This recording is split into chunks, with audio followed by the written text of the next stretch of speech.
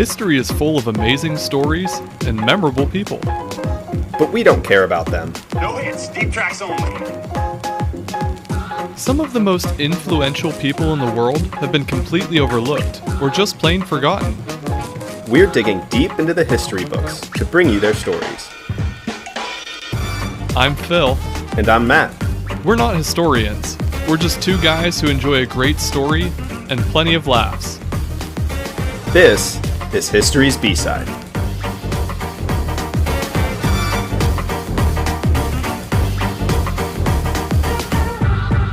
Today's B-Siders are Hello Girls. I had a feeling that you saying this episode title, Hello Girls, would remind me of my favorite character, Super Matt. Oh God. I knew this was your connection. For our listeners and probably a lot of our friends who maybe don't get that joke, I used to always refer to Matt as having an alter ego anytime he got out of a relationship that he would turn into Super Matt, which was just the extra flirty version of Matt. I wasn't comfortable with being alone with myself. I had to put the energy somewhere. Not that Matt was ever like jumping around between different girls and stuff. Like you were always relationship Matt, but it would just be funny that after you got out of like a long relationship, you'd be like open to talking and hanging out with anyone. And Yeah. you were actually very confident in yourself, and that was something that I always kind of admired about you, because I am awkward with everyone, but especially girls, before I was dating my future wife. Oh, don't worry. I was definitely awkward. I'm fairly certain that my success rate was low, like below 5%. But I just figured, why not talk? What's the worst that can happen? You have a conversation and they tell you to go away.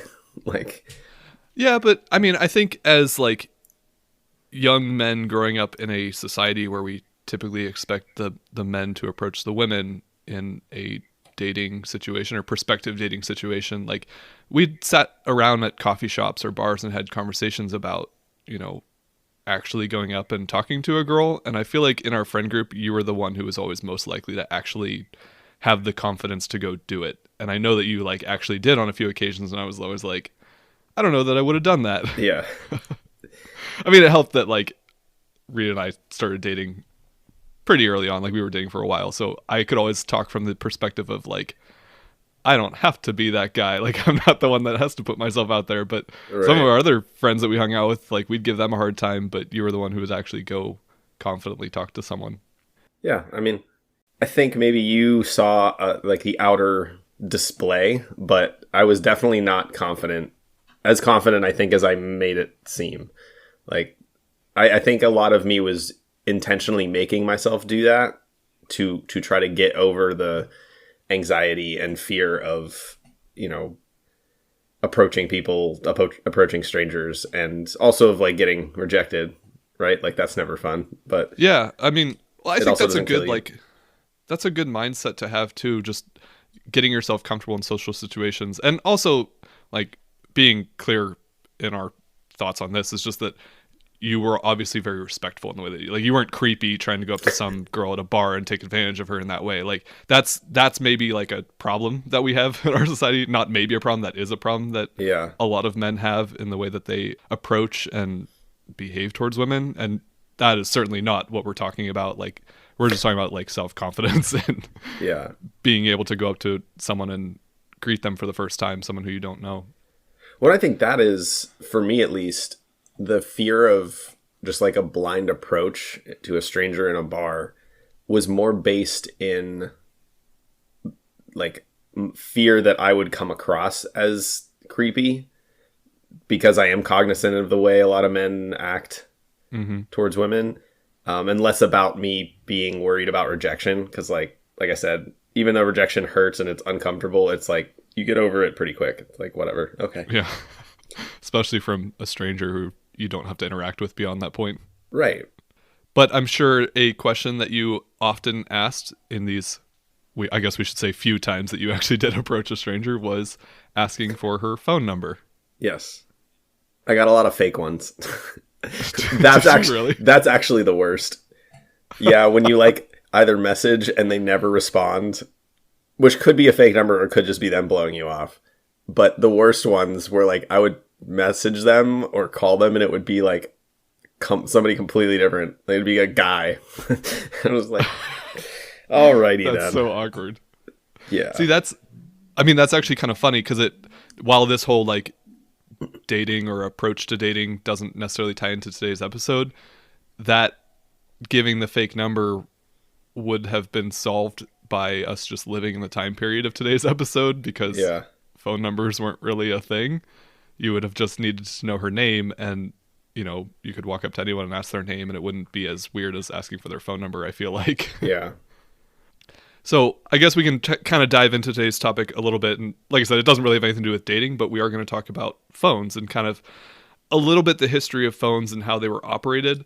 And I want to give a shout out to one of our listeners and actually someone that I know outside of the podcast, my friend Catherine, who recommended this topic to me quite a while ago. And I feel that now that we're in 2022 and recording more History's B-Side episodes, that I should probably start getting to the list of episodes that have been suggested to me. So I'll try to work some of those into my topics for the next couple weeks for sure. And I want to say, if you're listening to this and you have ideas for topics of lesser known people from history who kind of shaped the world we live in today, please, by all means, email us historiesbside@gmail.com or reach out to us on one of our social media pages. Most of them are at History's B-Side, because while we do have a list of topics that we want to dive into, it's kind of cool when people get the idea of, you know, what we're doing with this podcast and want to hear about stories. We'll happily research them for you. You just got to send us what the topic is. Yeah, we're always looking for topics. Desperately. Well, you less than me. I feel like you have a pretty good bank. You're even kind enough to share your bank with me in weeks past. It's dwindling down, though. Not too much. I mean, I have a lot of episodes ready to go, but I keep putting some of them off because I'm just like, I find a new topic that I really want to get into and I really want to research more. Yeah. But figured I should probably get this one out of the way because we had a listener who asked for it. Yeah. So like I said, today's topic is going to center around sort of the history of phones, telephones, and then it'll get into like a specific group of operators behind the telephones. You know, of course, who invented the telephone, right? Or at least who we credit with inventing the telephone. I haven't looked up to see if there's a History's B-Sider that maybe did it first. Yeah, that's true. We should find out. But it's generally understood that the telephone was invented by a man named Alexander Graham Bell. And we're not going to talk about him because he's obviously very well known. But in April 1877, a man named George W. Coy attended a lecture by Alexander Graham Bell. And this Coy had experience in the telegraph business, so he sort of worked in communications like this. And if any of our listeners are unsure what a telegraph is or how they work, check out our 4th episode on Jack Phillips, where we pretty thoroughly discuss it, I feel like. We're not... I think you did a good job explaining that one. Yeah. The two men made a deal to set up the first telephone exchange in the United States. And a telephone exchange was a central switchboard that allowed anyone with a telephone to call or be called by anyone else who had one. The phone that Bell originally invented was just one straight wire that was able to call two people at a very long distance. By that, I don't mean like on the other side of the room, like literally miles as long as the cable could connect them. But it would just be down one direct line. This new telephone exchange switchboard type thing would allow them to basically disconnect one line and reconnect it to another, so you could connect any sorts of phones as long as they had lines running to the central switchboard. Okay. So instead of you and I having a line running between us and me and Josh having a line running between me and him and so on and so forth, it would be a central switchboard with all of us having lines that ran to it? Yes. So we would each have, our phone lines would run to this central telephone exchange, and then an operator there would be able to unplug your line, connect it to my line, and then you and I could talk, or he could disconnect you and replug you to Josh, another friend of ours, and you'd be able to talk to him instead. That way you wouldn't have to have a line that goes to me and a line that goes to Josh, and Josh would have a line to go to you and a line to go to me, or vice versa. It would just be each one line going to the center place and then someone who could connect and reconnect them. And because telephones weren't super ubiquitous at that point, rather than having to dial a phone number, when you picked up a phone, you would just call directly to the central switchboard, and then there would be that operator there who would connect you to the person. You would just give their name, and then they would be able to plug and replug the line to connect you to the right person. Yeah. And that's where your social situation would be improved by not needing to know their phone number. You would just get their name, and then they could connect you to the right person. Yeah, that's true. That would have made it a little bit easier, I suppose. Less awkward. I've been thinking about phones, and just as researching for this episode, how different they are today versus what they used to be, because obviously, like, we are so reliant on our cell phones now. I think you can attest to this if you want to share a recent experience of yours. Yeah, I got the pleasure of driving back from Los Angeles International Airport to Portland without a phone, because my phone broke in the airport, and also I had 3 delayed and or canceled flights. So I ended up making the decision to drive back, and halfway up California realized that it was probably pretty dumb, because I had no telephone and no way to like navigate. The only reason I knew how to get back, because the same highway runs through LA, and the rental car guy was able to give me brief directions to get to I-5. But there were multiple points where I was like, I don't know what I'm going to do. Like at 2 or 3 a.m., there was a tire chain checkpoint right before you go into the mountains, which makes sense. Like, they're checking to make sure people have the right gear so that they don't get stuck up there. But I was like, oh my God, if they turn, like, I hope this car is all-wheel drive, and A, I hope it's all-wheel drive, and B, I hope they will let me go through with an all-wheel drive car without chains, because I didn't have any chains and there was nothing open. So I was like, the best, like, if they turn me around, I'm just gonna have to sit here and like wait, I guess, for the morning and something to open up. But luckily, the guy was like, okay, all-wheel drive, you can go. I was like, thank God. But yeah, we're very reliant on our phones. And when you don't have them, you kind of go into panic mode, because all of these solutions or approaches to problems that we have based on our access to technology kind of go out the window. Yeah, it's interesting and a little scary how reliant we are on our phones today. And like, obviously, our phones today are not anything like phones that we're going to talk about in this episode, because they're not phones, really. We just call them that. They're computers. You're right. But even just thinking about over the course of history, like, I've been watching a lot of Seinfeld on Netflix right now, and it's funny to see the challenges that they faced in the 90s, just on the fact that they didn't have cell phones, and like how important just their home phone was to them, because you could, like, that was how they communicated to people. But if you weren't home or didn't know someone's number, that like it was hard to get in touch with people when you needed to. Yeah. And then going all the way back, like 100 years prior, when the phones were really first invented and starting to be put into people's homes, like, very few people actually had them, and the actual operation of them was a lot more, well, it's probably more intricate now, but it wasn't as smooth. Like, you had to rely on these lines and these cables and people there to switch them out and to operate the switchboards. So the first telephone operators, the people who actually, disconnected and reconnected these lines, were actually teenage boys who were hired beginning in January 1878. But these boys could be unruly, noisy, rude, and profane, and would even pull practical jokes and have wrestling matches while on the job. Oh my God. They sound like the Lost Boys from Peter Pan, like just a bunch of rambunctious teenagers. How young would they hire? I would imagine that they were probably pretty young, because child labor standards weren't really a thing in the 1870s, late 1870s, 1880s. So they probably, if I had to guess, would be like maybe even preteen to early teens, like 13, 14. But I didn't actually like read specific numbers on that.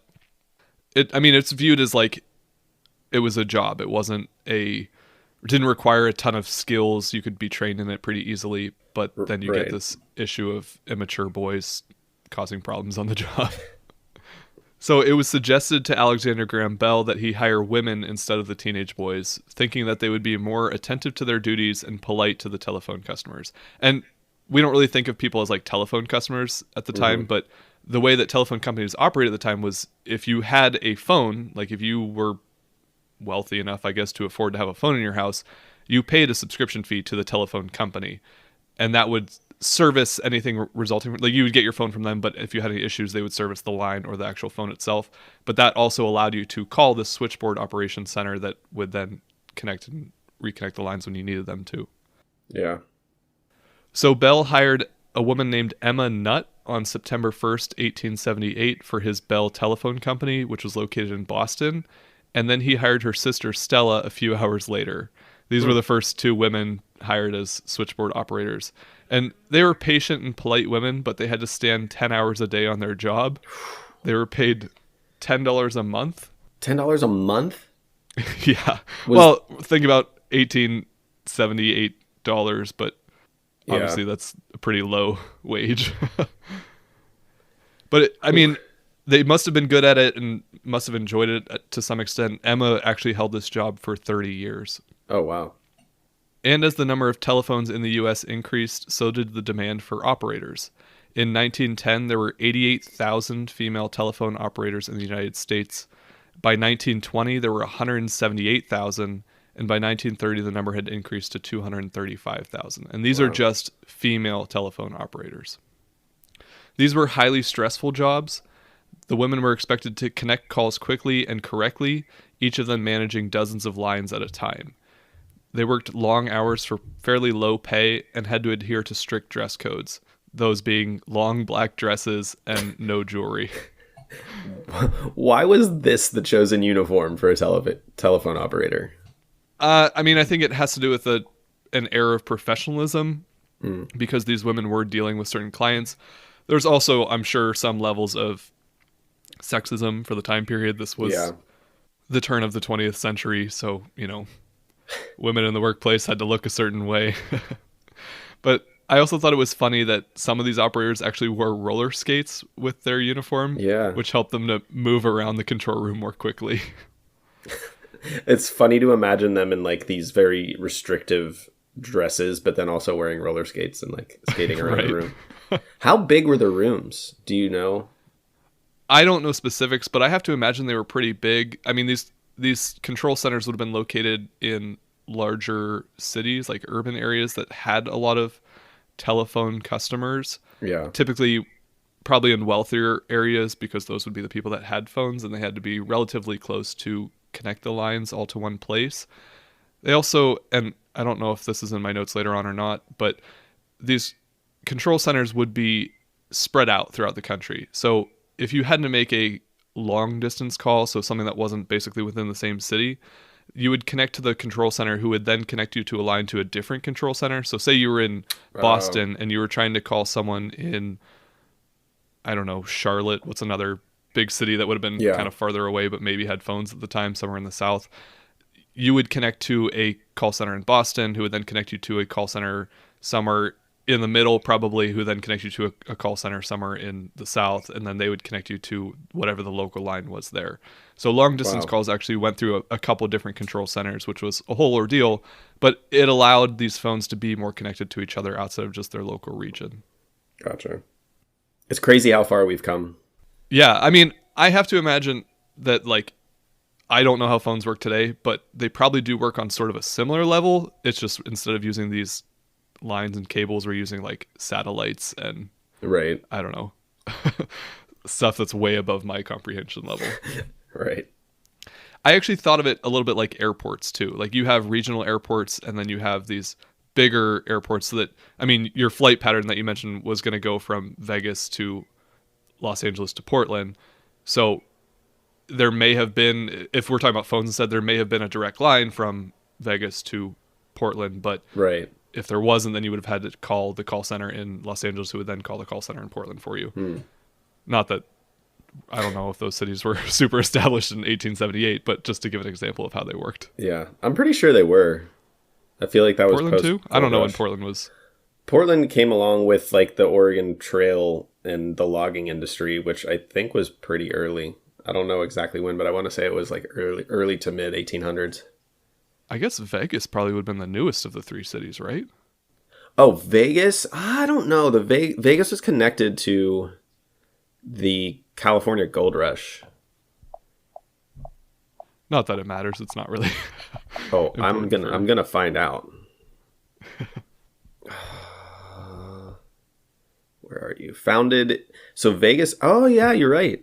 Vegas was founded in 1905. This is relatively recent. Yeah. So, all right. So that's not a good example for telephones, but when I was thinking about how they work, it reminded me a lot of like airports and having regional airports, Sure. and then the kind of the big city airports as well. Yeah. So getting back to the women, they also, while working, were not allowed to talk other than to their telephone customers, but they couldn't socialize amongst the other operators, the other women they worked with. Was this like to keep them focused or keep them from getting distracted? Or was it just another like mindless Yeah, sexist rule? I'm sure it's both. I mean, I think it's to keep them focused on their work because they had issues with the teenage boys who clearly were not. But I think it was, again, going with this era of professionalism when a customer called the control center, they simply answered the phone, connected them to who they were supposed to, and they were done. So it wasn't like they weren't chatting with the customers and they weren't distracted by their other operators that they were with. There was also this unwritten rule that existed that supposedly did not allow the women to be married.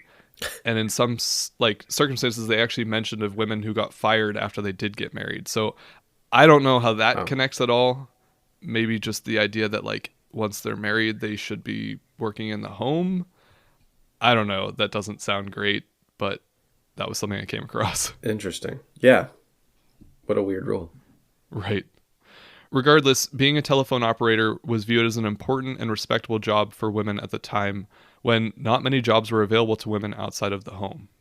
Yeah, it seems like that kind of acted as like a transition into working life for women in other industries. It certainly was a stepping stone. I mean, this is one of the first jobs that really women could, I guess, work for like an actual company. Like these telephone companies were new, but they were huge and very important to the future of society, as we can see today. Yeah. But I mean, you didn't have a ton of women that actually were in the workforce as we would consider it at the time. So it was like a way for women to not just be the caretaker or the stay-at-home wife or anything like that, or some of the other jobs that we've talked about women in this time period, like working in laundry or childcare, things like that. Like this was an actual job that you got up and went to work, and that was fairly new for women in United States history. Yeah. So these women telephone operators are going to be a key part to today's story.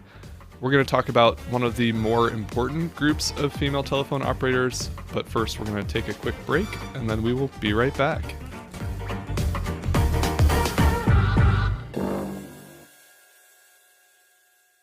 So our listeners are pretty used to hearing us talk about what we're drinking on the episodes that we record. And usually it's beer, wine, or some sort of spirit, sometimes that has to do with the B-sider of the day. But today I'm just drinking a cup of coffee. And to be honest with you, Phil, it's the single worst cup of coffee I think I've made for myself in several years. Oh no, is it truck stop coffee? Because I've had a lot of experience drinking truck stop coffee recently. Honestly, I don't know how I did it, but this might be worse than truck stop coffee. It doesn't have the metallic taste, but it's definitely, it's on par with a terrible gas station cup of coffee. That sounds disgusting. It's delightful. Maybe you should buy some coffee, or someone should buy you coffee. You know what? I like that second option a little bit better. And it works out because we're here today to tell our listeners about a new listener support service we're using called Buy Me a Coffee. And you can find us and buy us a coffee at buymeacoffee.com/historiesbside. And it's cool because there's a couple different ways that our listeners can get involved and support the show. Number one, you could just donate to the show by clicking buy them a coffee. 2, you can join as a member with levels starting at $5 per month. A few of the membership perks include monthly bonus episode titled History's B-Side Battles, in which we debate to see which B-sider would come on top in a battle royale to the death. You also get access to our future episode queue, discounts on extras on our online shop, and History's B-Side gifts and swag.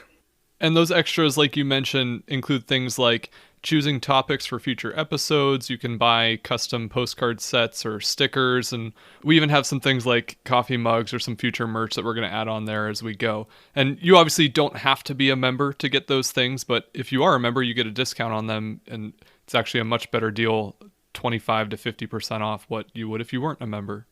It's a great way for our listeners to support us in a more casual way and make sure that we're not recording while drinking terrible cups of coffee like the one I have in my hand right now. The website again is buymeacoffee.com/historiesbside.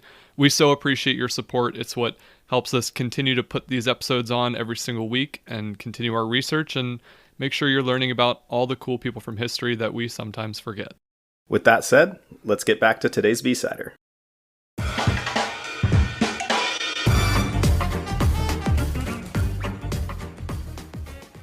All right, welcome back.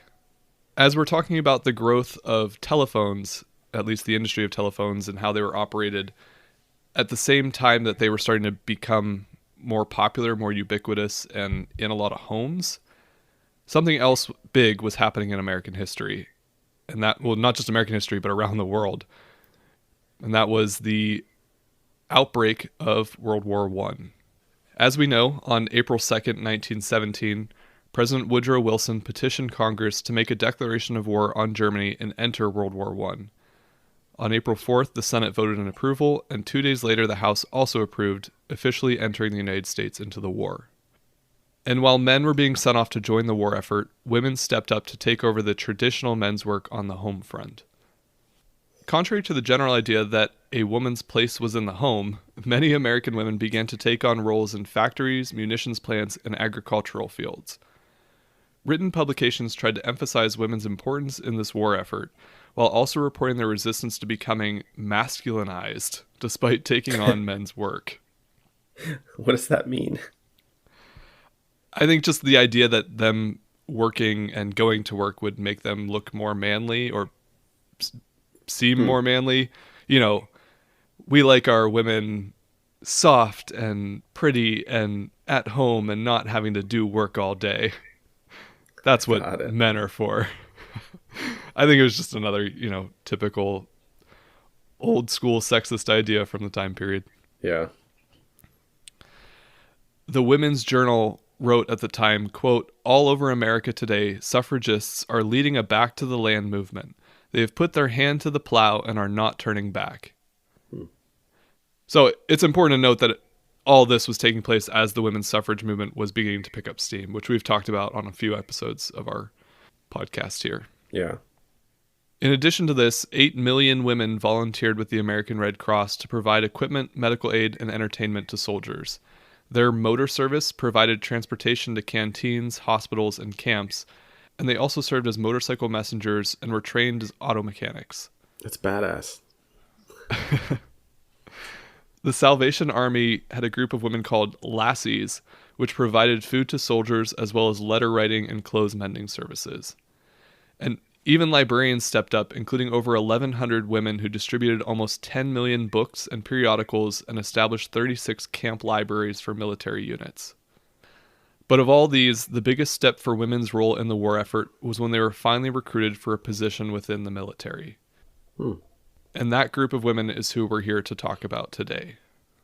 Soon after the U.S. entered World War I, they discovered communication was a problem. At the start of the war, the U.S. Army's Signal Corps had only 11 officers, 10 men at their Washington office, and 1,570 men stationed around the country. They were short on operators, particularly bilingual ones, to aid the units stationed in France. By September of 1917, Army camp commanders began to petition the U.S. government to build barracks for women who could be telephone operators in charge of communications. Initially, these requests were denied because Army regulations dictated that other than nurses and hospitals, only men could serve in the Army. Those darn regulations. Yeah, right? Rules cannot be broken. Or changed. After being persuaded by the Signal Corps and the American Telephone and Telegraph Company, better known today as AT&T, the Army relented and allowed the recruitment of female operators. I feel like that's very typical for America, is that a big company stepped in and forced policy change. Good old corporate America. Big phone, as we call it today. Initially, they allowed the recruitment of female operators only when men were not available. The women had to be unmarried. So, I mean, I noticed this is the second time you've mentioned that they needed to be unmarried. What made this condition so important? It actually, I guess, has a little bit of reason for the military purpose. I don't fully understand why the other telephone, like the domestic telephone operators, had to be unmarried. But in the military, they were worried about women whose husbands were also in the military.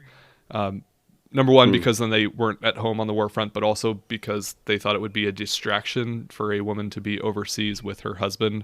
So Of course. I don't, yeah, not to say that like married couples can't serve just as well as unmarried people, but I guess that was their thinking at the time for why they wanted unmarried military telephone operators. Yeah. They also wanted these recruits to be bilingual, obviously because they were serving mostly in France, but around Europe, that they'd have to be able to speak the local languages.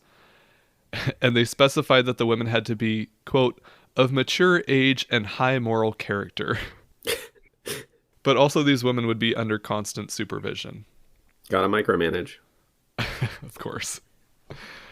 On November 8th, 1917, General John Pershing, which if you aren't familiar with World War I military history, he's an important guy, but we also mentioned him on the Sergeant Stubby episode because he awarded him with some kind of medal.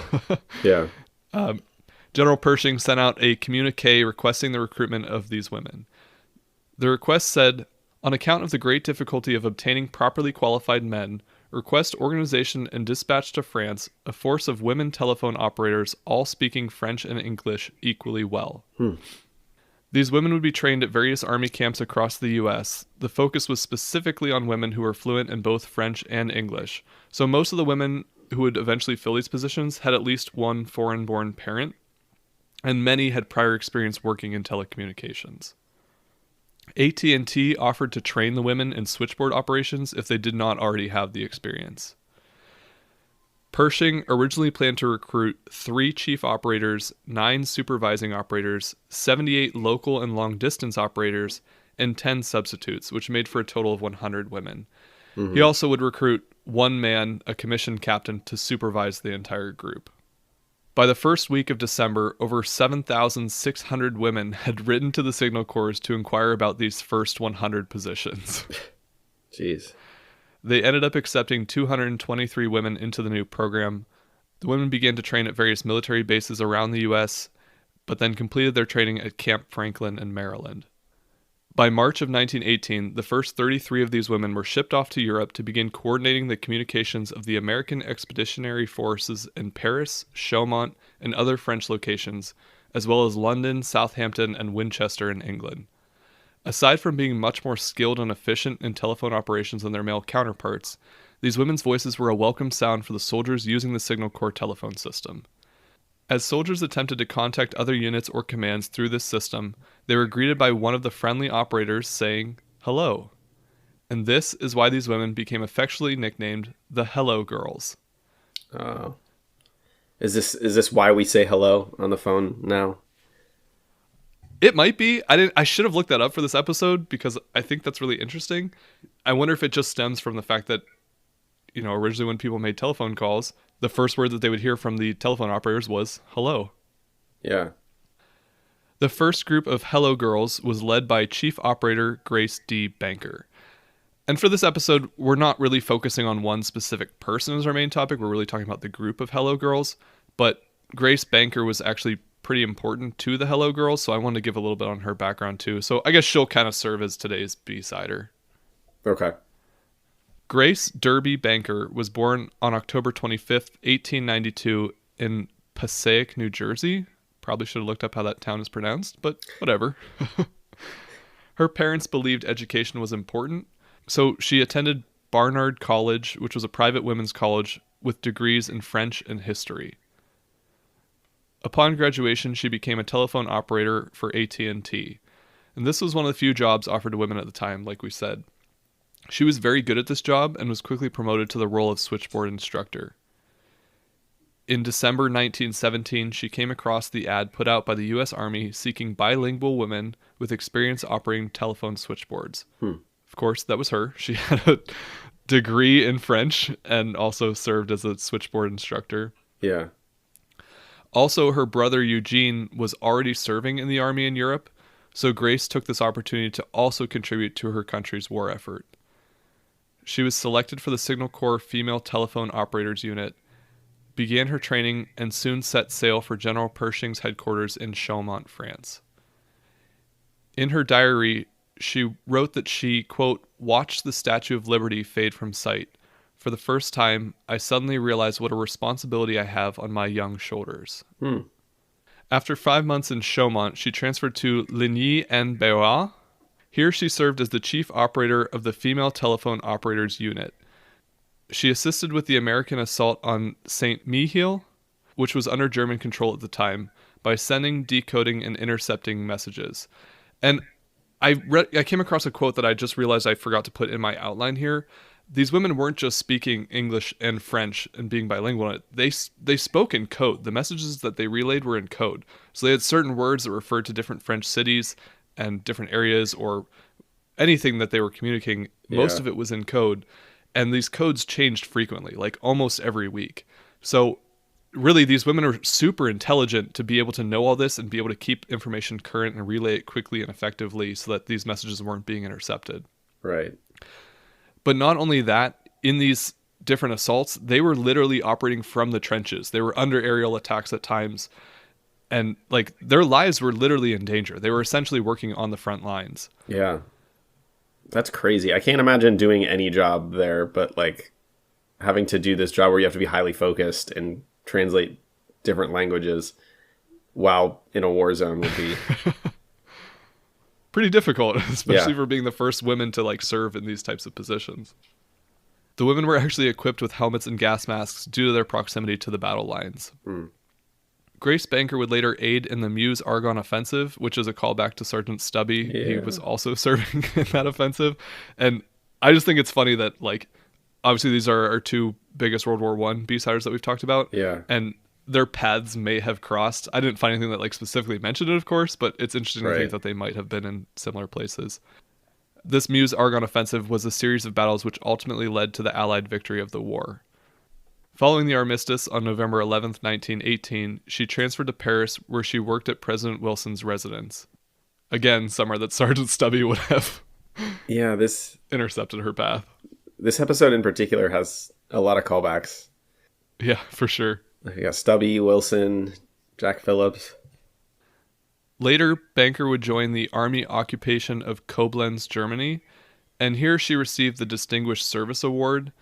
Her commendation read, "For exceptional ability and untiring devotion to her exacting duties under trying conditions, to assure the success of the telephone service during the operations of the First Army against the St. Mihiel salient and the exertions of the north of Verdun." Only 18 Signal Corps members received this same honor, the Distinguished Service Award. And I didn't find anything that specifically said this, but I have to assume that these were some of the first women to ever receive this type of honor. Yeah, I tried to look it up, but I couldn't find any information either. I mean, these were really officially the first women to serve in the U.S. military. Well, not the U.S. military, but to serve in the U.S. Army. The Navy did have women serving in different positions, but these women specifically are noted as the first like official capacity with the U.S. Army. We've talked, of course, about women serving in the Revolutionary War, but even then they weren't technically serving for the Army or any kind of official capacity. Banker was discharged in September 1920 after 20 months of service. Upon her return, she married Eugene Paddock and spent the rest of her life raising their 4 children. She died of cancer on December 17th, 1960, but she said of her time with the Hello Girls that our work made me a bigger person than I ever was before. So let's talk a little bit more about the Hello Girls. This first group of female telephone operators departed for Europe in March of 1918. By September the same year, General Pershing determined the need for 130 additional operators and then 40 more every 6 weeks through 1919. Wow. So clearly they were effective if they needed so many continuously joining. Yeah, I mean, communications were extremely important to the war effort, specifically on the battle lines, like we talked about. And I read in one of these articles that these women could actually manage like five lines for every one line that a male operator could handle.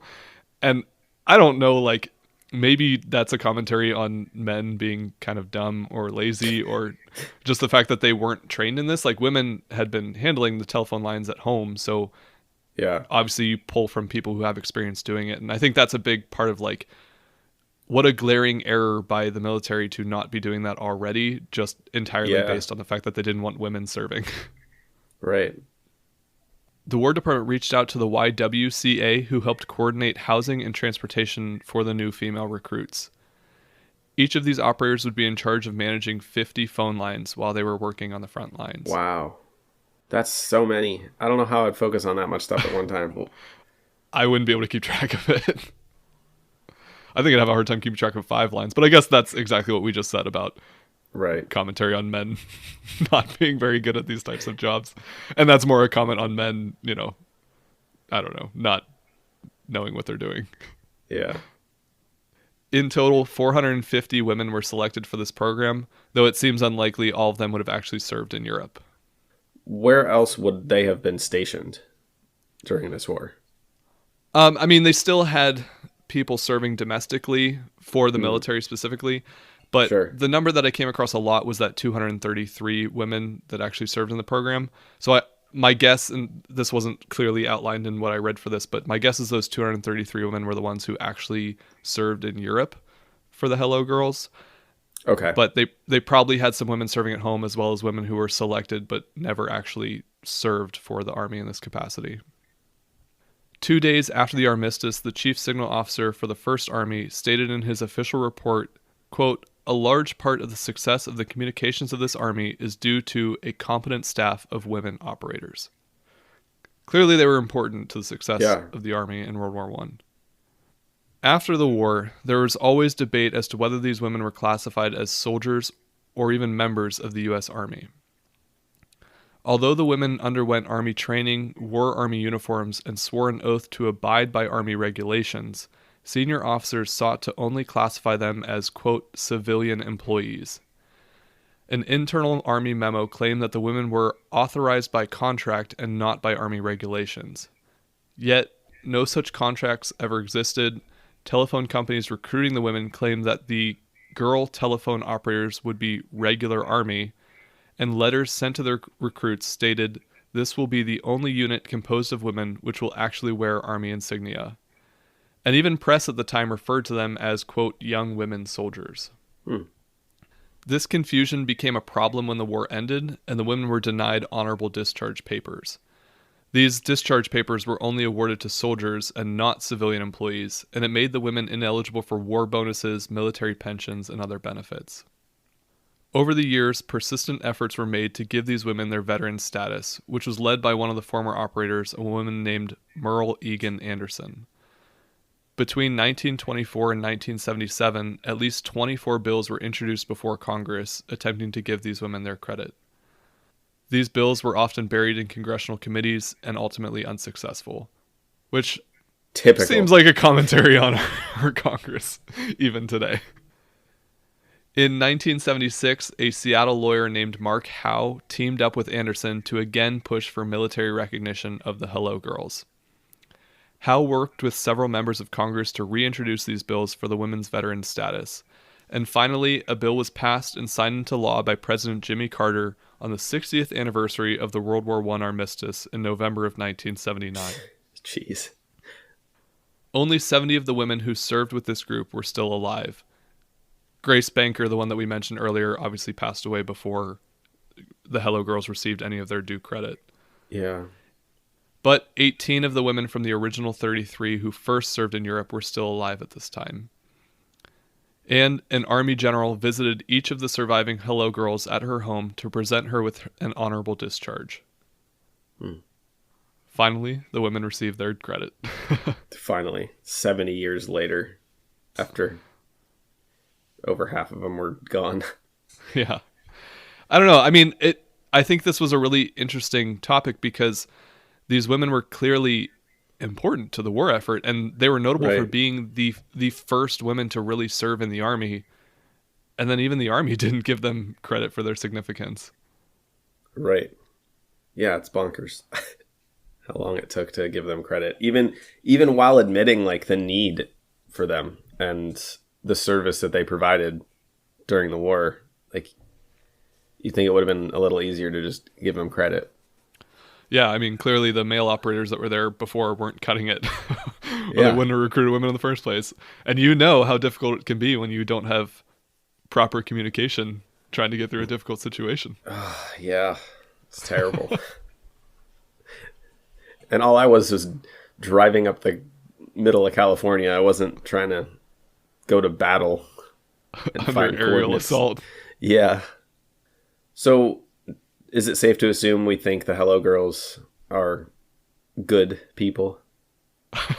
Yeah, I mean, I don't think we have anything negative to say about them. I mean, they're kind of like Stubby was a good story. That's the one we're kind of drawing this comparison to just because it was the time period. But Stubby was a good story, but I don't know how much we would consider him an actual war hero, even though we kind of did in that episode.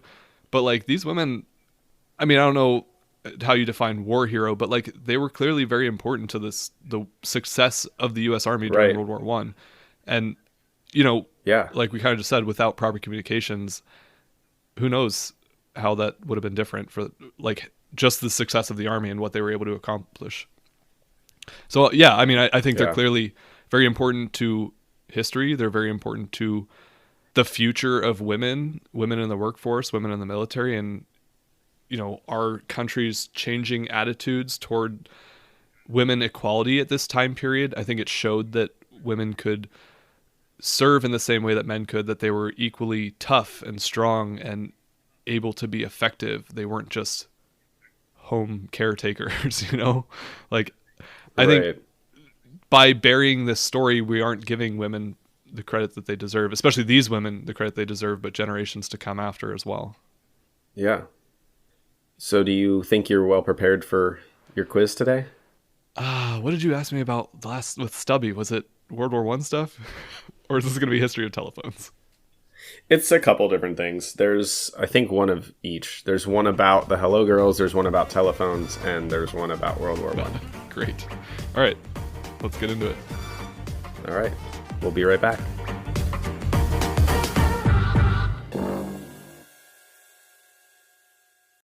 When we decided to make a podcast, the first thing we did was download Anchor.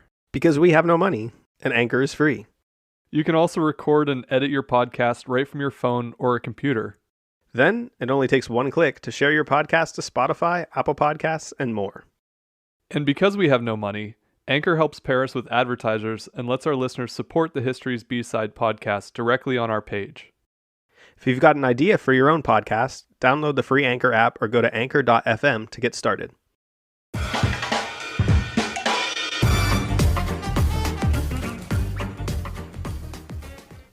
All right, welcome back. As many of you know, we like to end each episode with a short 3-question quiz for our host to test out his knowledge and research acumen, and also to give our listeners a chance to test their own knowledge.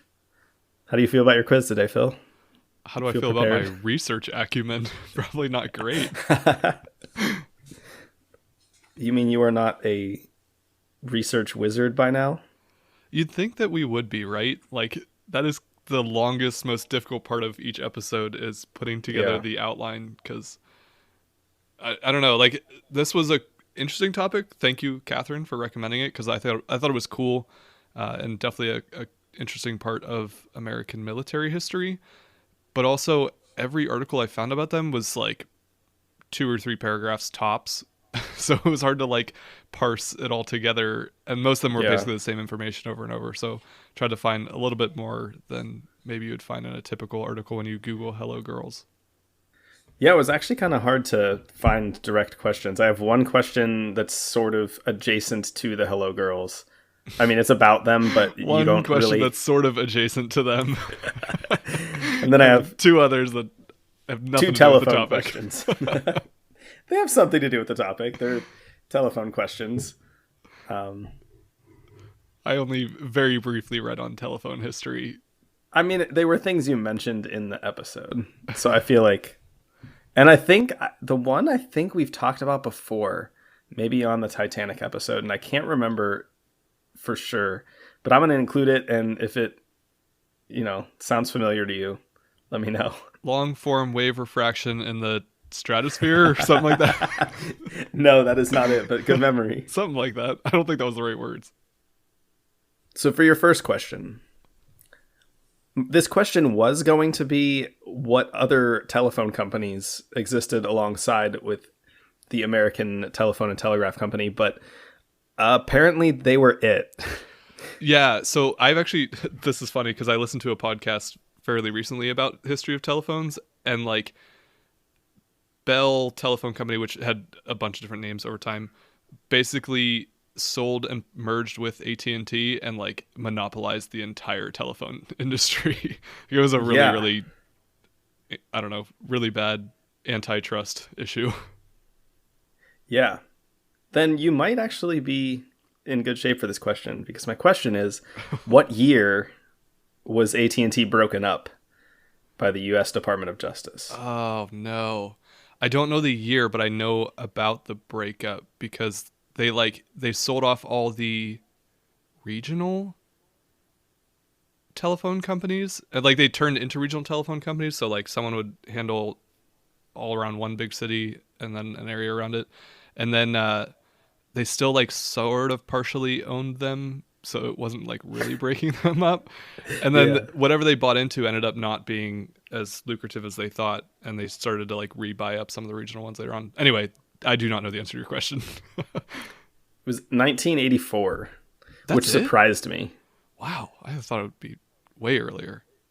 Right? I mean, it was like 8 years before we were born. There was still like a huge monopoly, Right? Giant glaring monopoly. For your second question, and I couldn't not ask this because it's too funny to think about, and also just an interesting story, I suppose. So we mentioned that the Hello Girls are called the Hello Girls because that is the greeting they used when picking up the phone. But the other alternative greeting is, I think, a little bit more whimsical and fun. Can you name that other alternative greeting that was proposed and who proposed it? 4 bonus points. I think I did actually read this. I don't remember what it was. Because they say different stuff in other countries too, like, but it's typically not just their version of hello. I don't know what it was though. The word was ahoy.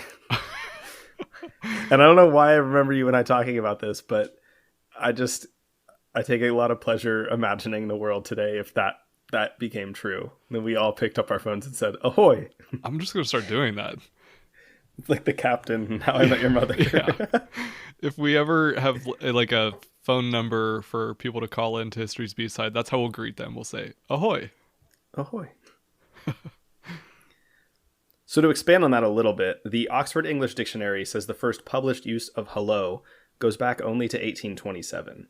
And it wasn't mainly a greeting back then. It was actually used to attract attention, like when you're yelling at somebody, like, hey, still used hello, like that. What do you think you're doing? Well, yeah, we do. I just find it funny that it had this more like aggressive usage.